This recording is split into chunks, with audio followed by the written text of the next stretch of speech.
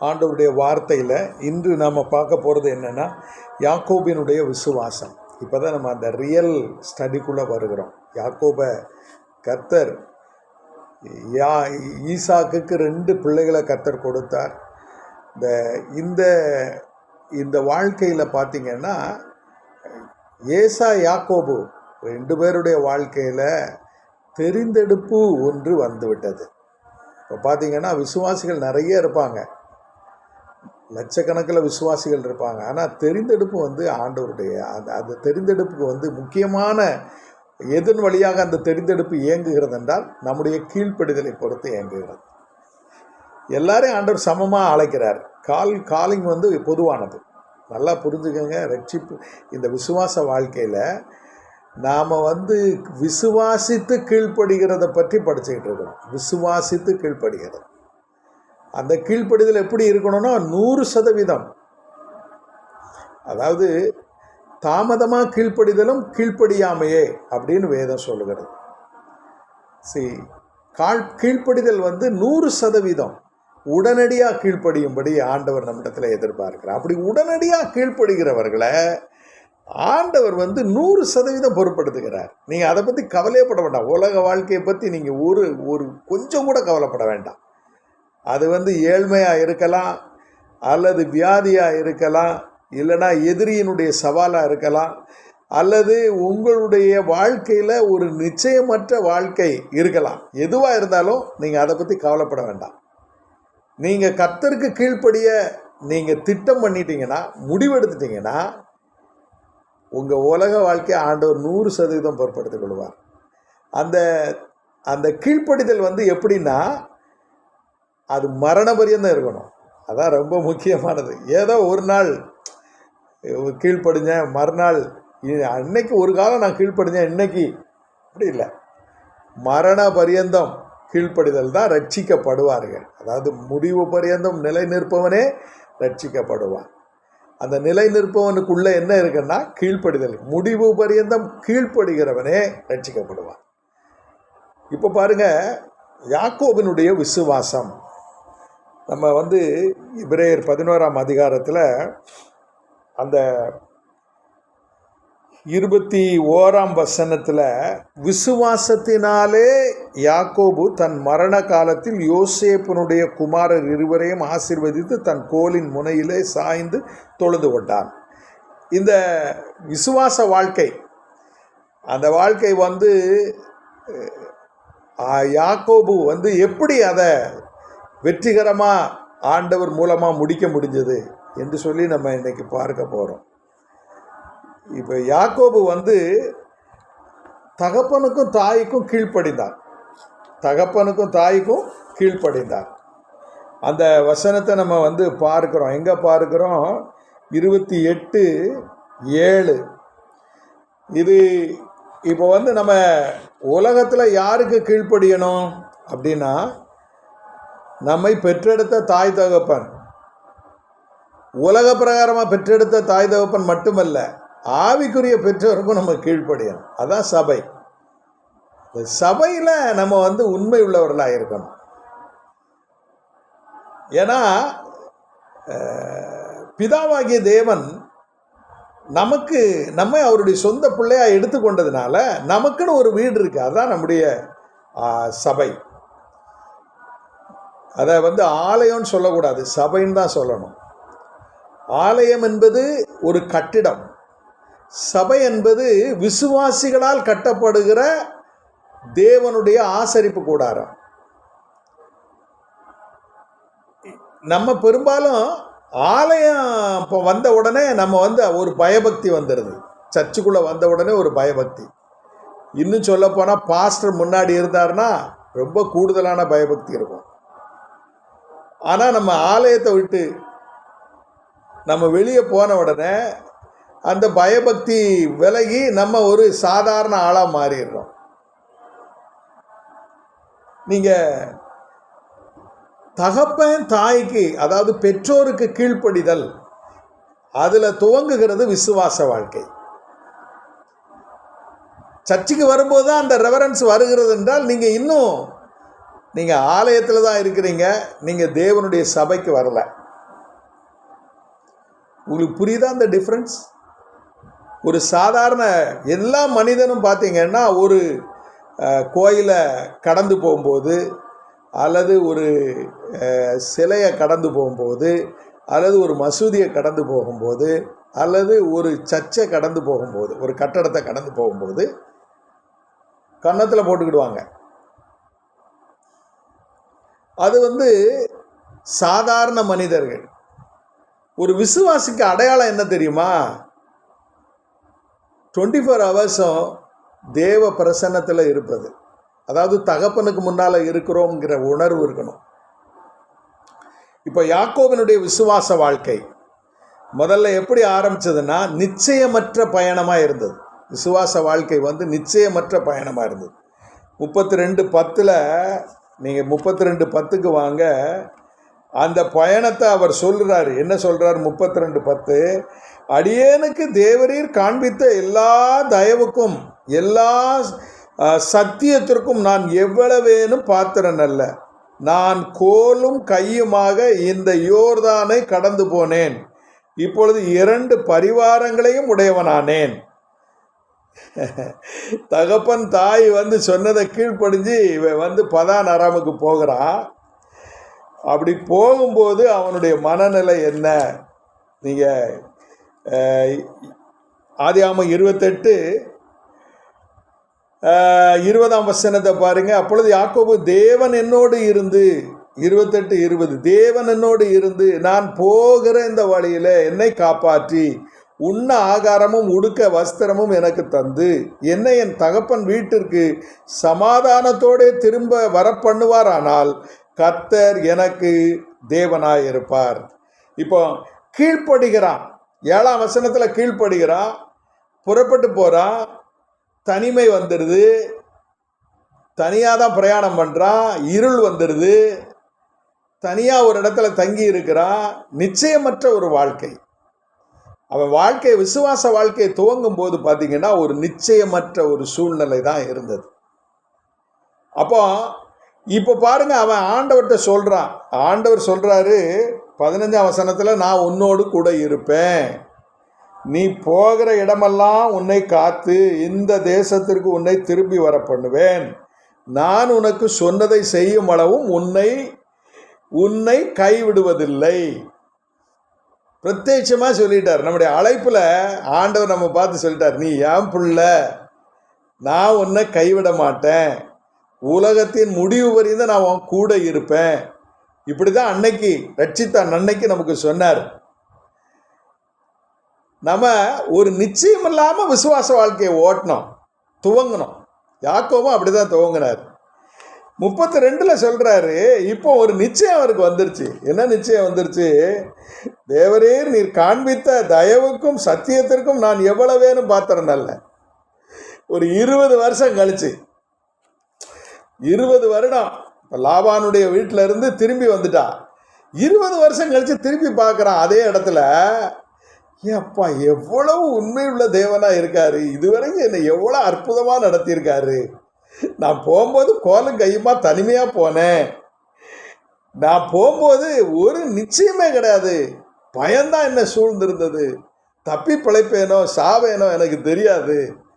ஆனால் 20 வருடம் நான் அவரை நம்பினதுனால இப்போ பாருங்க, கோலும் கையுமா போன எனக்கு அவர் இவ்வளவு பெரிய பரிவாரங்களை கொடுத்துட்டாரு. அல்லேலூயா. நீங்கள் நம்பி புறப்பட்டு போனீங்கன்னா, நம்பி கீழ்ப்படிந்தீங்கன்னா, ஒவ்வொரு நாளும் ஒவ்வொரு சந்தர்ப்பத்திலையும் கர்த்தர் உங்களோட இருக்கிறத நீங்கள் உணர முடியும். நீங்கள் சுயபலத்தில் நிற்காம விசுவாச பலத்தில் நின்னீங்கன்னா நீங்கள் இப்படி யாக்கோபை போல துதிப்பீங்க, கட்டாயம் துதிப்பீங்க. இன்னும் எனக்கு அந்த துதிக்கிற அனுபவம் வரல அப்படின்னா நீங்கள் இன்னும் கடினமான சவால்களை சந்திக்கலைன்னு அர்த்தம். அதாவது நீங்கள் உங்கள் விசுவாச வாழ்க்கையவே நீங்கள் ஆரம்பிக்கலை. நீங்கள் கோயிலை கண்ட உடனே கும்பிடு போடுகிற ஒரு மனிதர் தான். ஒரு ஆராதனைக்குரிய இடத்துக்குள்ளே போகும்போது ஒரு பயபக்தி வருகிறது. இன்னும் நீங்கள் விசுவாசத்தை ஆரம்பிக்கலை. விசுவாசம் என்றால் என்ன தெரியுமா? தேவனுடைய வார்த்தையை பிடிச்சுக்கிட்டு அந்த வார்த்தையை நம்புறது தான். இப்ப 20 வருடம் கழிச்சு யாக்கோபு சொல்ற வார்த்தை பாருங்க, நீர் சொன்னபடி செய்கிற தேவன், நீர் சொன்னதை செஞ்சுட்டீர் ஆண்டவரே, நீர் உண்மையுள்ள தேவன், நீர் என்னோட கூட இருக்கிறீர், இந்த நிச்சயமற்ற பயணத்துல நான் தனிமையா இல்லை, நீங்க என்னோட கூட இருக்கிறீங்க.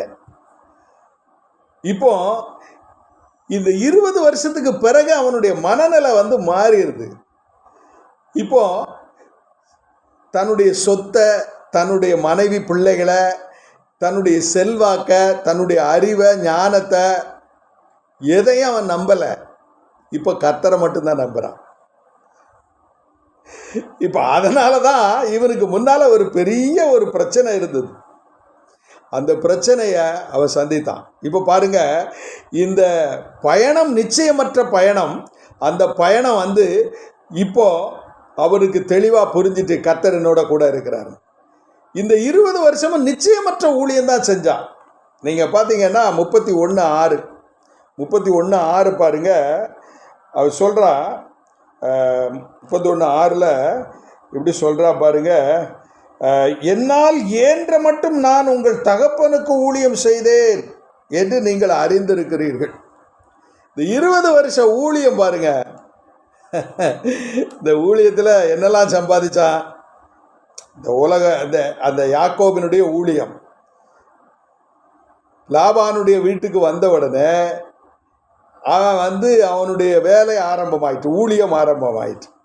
முதல்ல மனைவிகளை சம்பாதிச்சான். அதற்கு பிறகு பார்த்தீங்கன்னா பிள்ளைகளை சம்பாதித்தான்.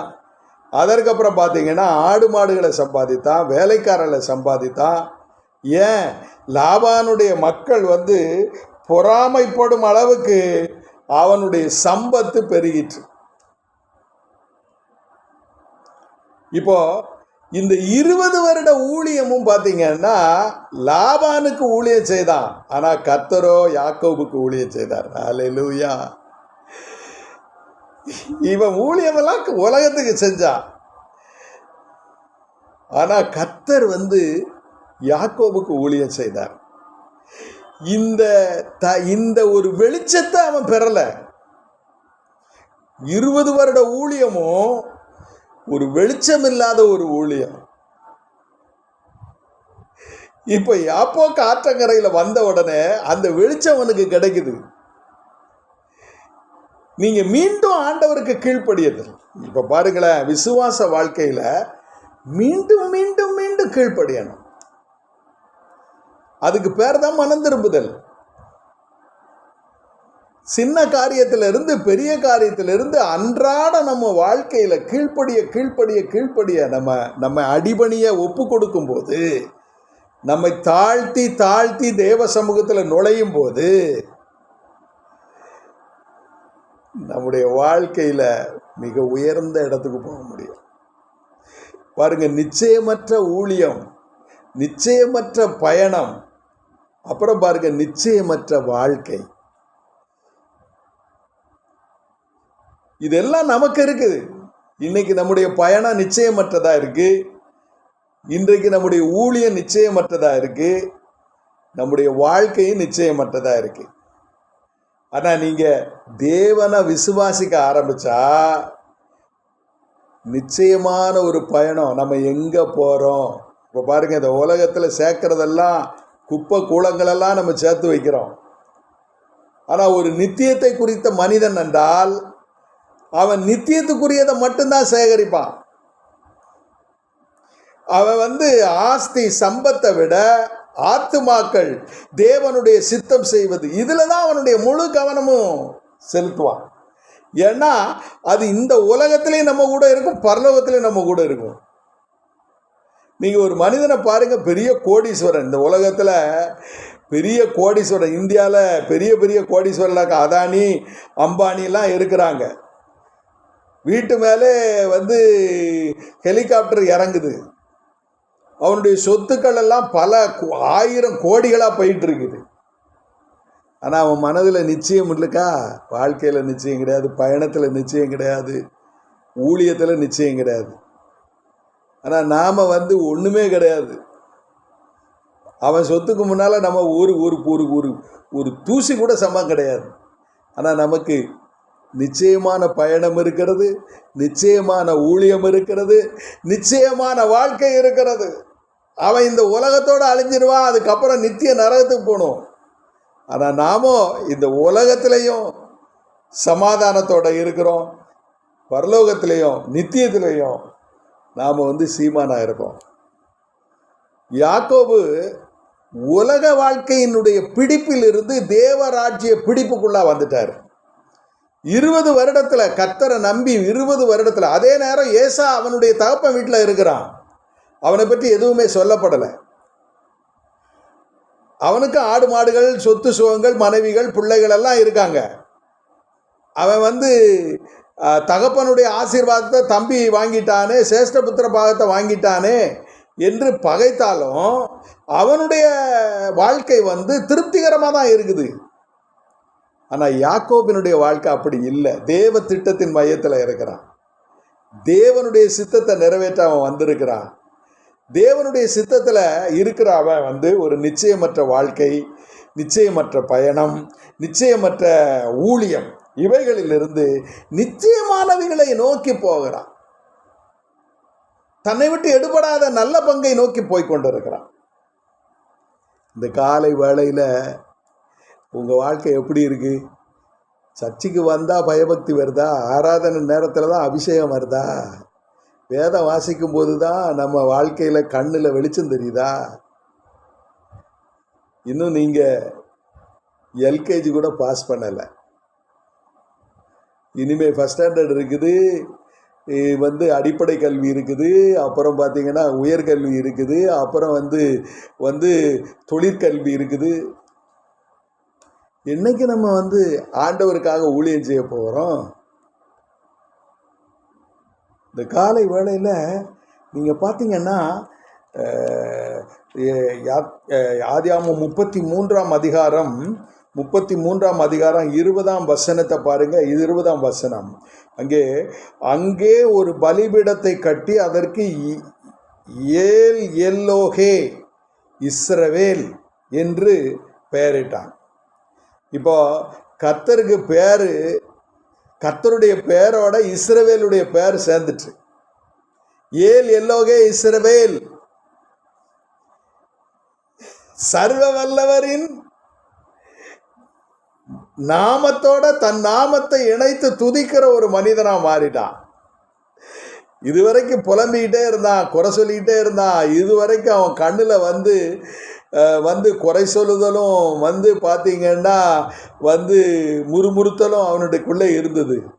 ஆனால் இப்போ அப்படி இல்லை, எல்லாவற்றுக்காகவும் துதிக்க ஆரம்பிச்சிட்டான். இதுதான் விசுவாச வாழ்க்கை. நம்முடைய நிச்சயம் எதில் இருக்கு? உலக ஆஸ்தியிலையா, உலக அந்தஸ்திலையா, உலக சுக வாழ்விலையா, இல்லாம நித்தியத்திலையா? நம்முடைய விசுவாசம் எது? தேவன் மேலையா, உலக பொருட்கள் மேலையா?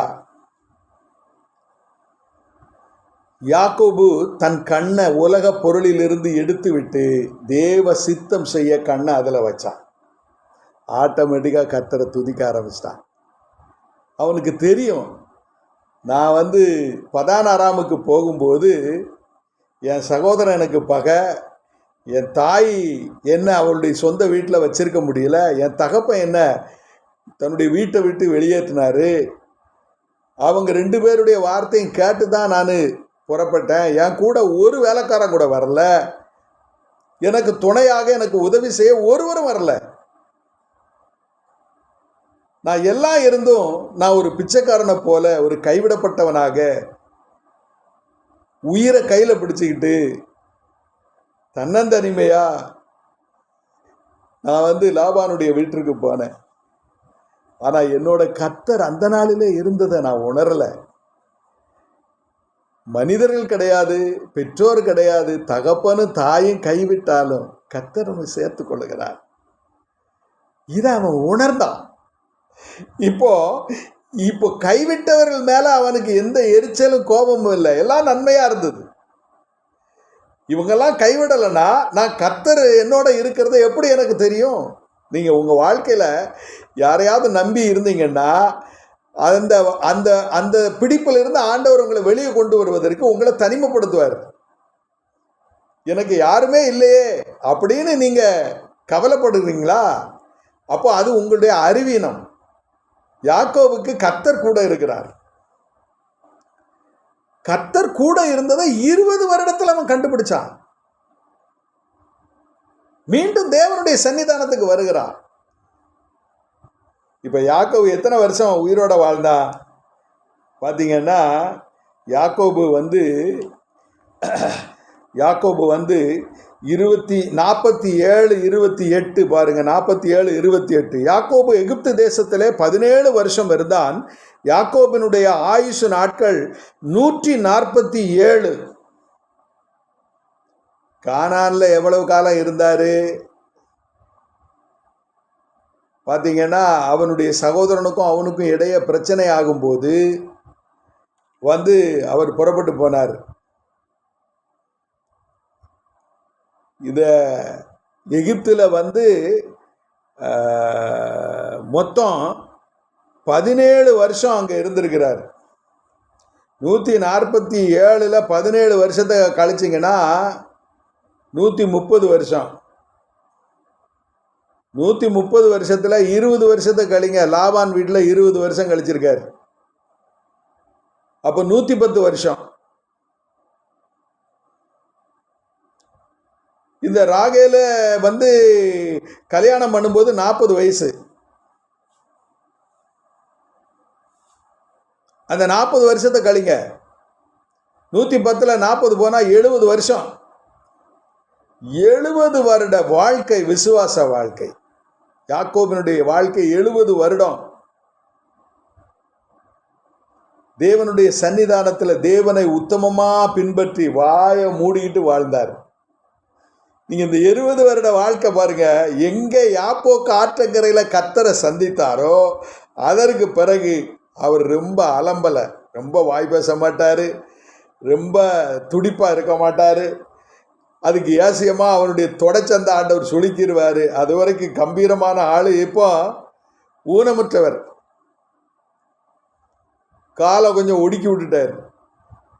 இப்போ ரொம்ப பேசுறது கிடையாது, எந்த கருத்தும் டக்குன்னு சொல்ல மாட்டாரு. வந்து தீனாளின் நிமித்தமா பெரிய ஒரு பிரளயமே நடந்த போது ஒரே வார்த்தை தான், என் வாசனையை கெடுத்துட்டீங்களப்பா. பிள்ளைகளை பார்த்து ஒரே வார்த்தை தான் சொன்னார், என் வாசனையை கெடுத்துட்டீங்களே. எந்த கடிந்து கொள்ளுதல சொல்லல. அப்போ ஒரு நிதானமான ஒரு மனிதன், ஒரு அமைதலான ஒரு மனிதன், ஒரு முதிர்ச்சி, எதுலையுமே ஒரு டென்ஷன் ஆகாம மிகுந்த பக்குவம் உள்ள ஒரு மனிதனா 70 வருடம் தேவனுடைய சித்தத்திற்காக காத்திருந்தார். எப்படி ஆண்டவர் ஒரு மனிதனை உருவாக்குறார் தெரியுதா? குயவன் கையில் இருக்கிற களிமண்ணை போல கர்த்தர் நம்மை உருவாக்குகிறார். அவர் நம்மை உடைத்து நொறுக்கி மிதித்து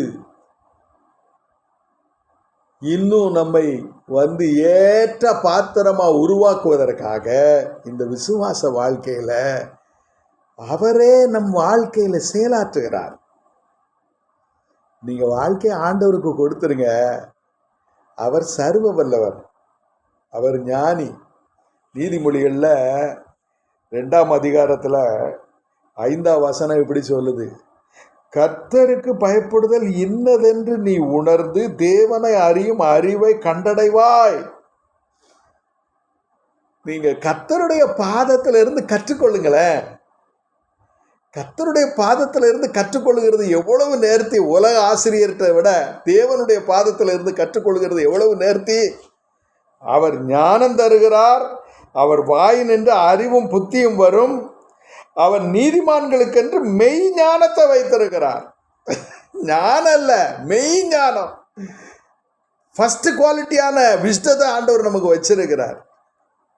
அவர் சொல்றாரு, உத்தமமாய் நடக்கிறவர்களுக்கு அவர் கேடகமாய் இருக்கிறார்.